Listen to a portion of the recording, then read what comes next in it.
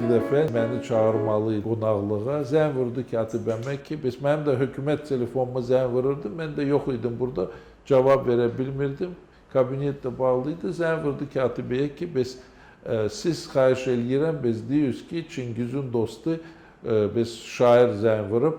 Katibən bu yazıçılar ittifaqıdır axı, deyir, başa düşürəm, deyir, adınızı deyiz, deyir, şairdir də, deyir, yox, adınızı deyiz. Deyirəm də adı bu, şair Həsənov. Hə, başa düşdüm, siz şairsiniz, sizin familiyanız da Həsənov. Deyir, yox, mən doğrudan şairəm, deyir, mən o şair yazan yox, mənim adım şairdir və sonra hamısını danışıb gülürdü.